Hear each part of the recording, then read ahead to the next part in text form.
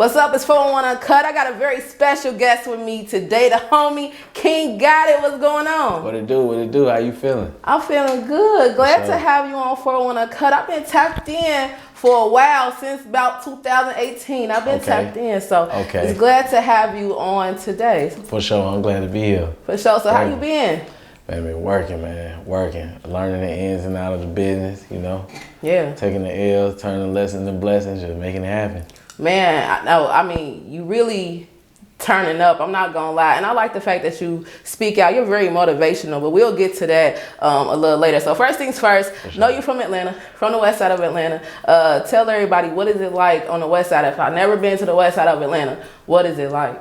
I mean, culturally, it's always evolving. Like, I mean, it's the grittiest of the grittiest, but it's more so. I think we more so had like. We had style with ours. Like, everybody pretty much known for their own side. You know, South Side got their thing, East Side got their thing. He ain't never knocking it, but it's just, you know, they say West Side the best side, and they say that for a reason. You know, we got the drip, we got the rap, we got all kind of like, you know what I mean? We pretty much influenced Atlanta as a whole. Sure. That's my take on it. It's just, I don't know, real good, feel good vibe. Real West Side nigga, that's all. Period. So for you growing up out there, what was it like as a kid? Was you playing outside all the time with your friends? What was it like? Oh yeah. It's way different from today. I mean, like, I ended up moving on the east side, but when I was probably about like 9, 10, something like that. Okay, so you got the best of both. Yeah, I stayed on the east side. I just kept going to school over on the west side though. You know what I'm saying? Like, it was just, that was home for me. That was the people I knew and stuff like that. I played ball, basketball to about like 16, 17, something like that. So everything I did was always on the west side. Okay, so you was a hooper. Yeah. At one point in time. Now, did that keep you out of trouble? Nah. I think that it was really like my upbringing. I grew up with both of my parents. I'm not like one of those. It wasn't a good household. It was toxic, but it was just, at least we had each other, you know what I'm saying? And the things that I was oblivious to, I'm glad that I was oblivious to it at that time, because I feel like it would have definitely sped up me jumping in the streets if I had known, you know, back then what I know now. So, yeah. Now, as a kid, being from Atlanta, and I mean, did you always know, like, man, I live in a hot spot, like everybody likes to come to my city? Oh yeah, definitely. Like, when I knew Atlanta was it, when we had an era, we was already doing our thing, and it felt like the wave was dying down, and then it came with something else, and it was like, oh, okay, cool, we got a whole new era. Seemed like it was dying down there. Came with a whole new era. I was just like, okay, we keep revamping, we keep evolving, like, yeah, we're gonna hold on to this thing for a minute longer, we keep this, you know what I'm saying? Yeah. Did growing up here make you want to get into the entertainment industry? Because you see, like, on TV, all these famous people, they're from Atlanta, all the artists before you, that's where they always claiming that, hey, peace up, A-Town down, Usher. You know, you seeing it on the biggest records on TV. Did it make you want to get into the industry? Nah, I always, I grew up in the church. So I really didn't have no recollection of like what other genres of music was outside of gospel. That was all I listened to. It wasn't no jazz, it wasn't no blues, it wasn't no old school. It was just strictly gospel. So I wasn't really introduced to the rap culture like that until I got older and I started to see it in school. But it was like from 3 to 4 years old, I always saw myself hand tattoos, face tattoos, and it wasn't like on no cool stuff. It was just kind of like I was always trying to look ahead in life. I don't know why, and so it was like I always seen myself as this figure, this type of individual, but I just didn't know how it was gonna coincide with the church, like at that time. Right. But I mean, it all played out how it was supposed to. So, you know, young, successful, black, tatted, and making it happen. Period. Keeping God first. Yeah. So when did you start messing around with the music? When did you decide to be like, you know what, I'm gonna hop in the studio and I'm gonna fuck around a little bit? Around 18, when I really took it official, like I was serious. I had left school. I was at Morehouse. I was on my way getting kicked out anyway, but you know. You was flunking?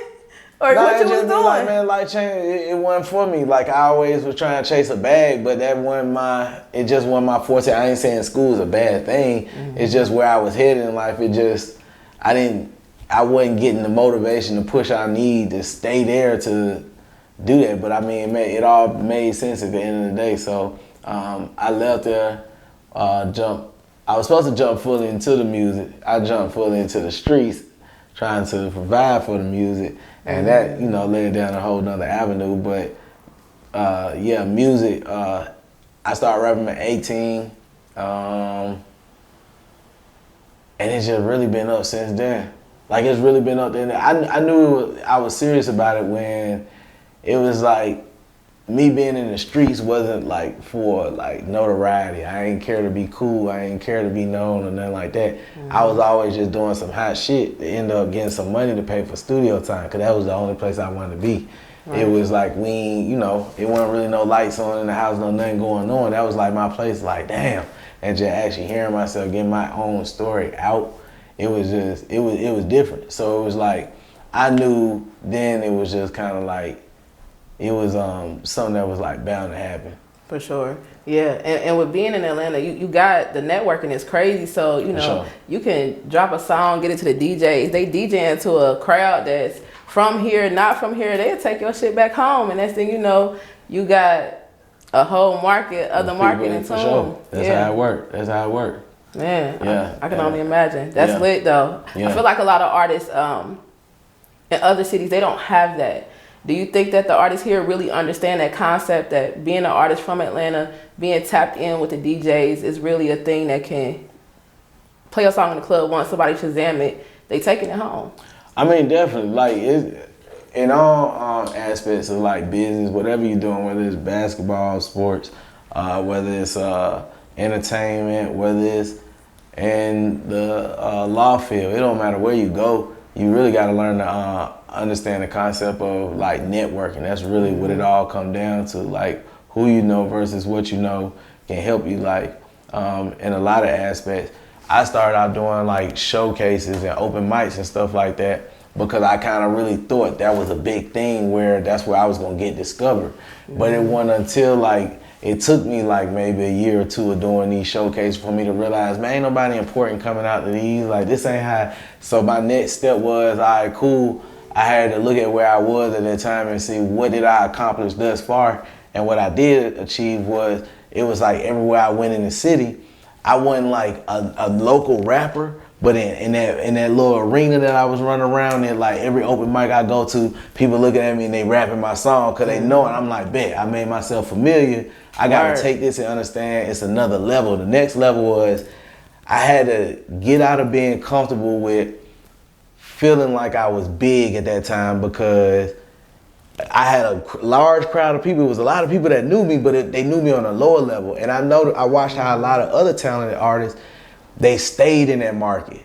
Like, they never evolved to the next step. They just expected to get bigger than how big you was gonna get. And I was like, this ain't it. Yeah. So I had to stay away from it. I left the open mics alone. I didn't want to, because it made me feel like I was that person. But I was like, this ain't it, because it's another level. So the next thing went into like what you were saying was networking. I started getting on Instagram. I started looking up, saying what rappers having listening parties.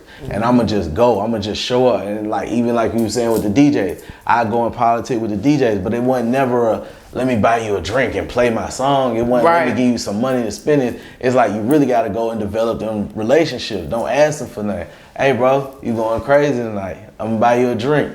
Buy him a drink. I'm gonna come back and fuck with you, bro. Just 'cause I like what you doing.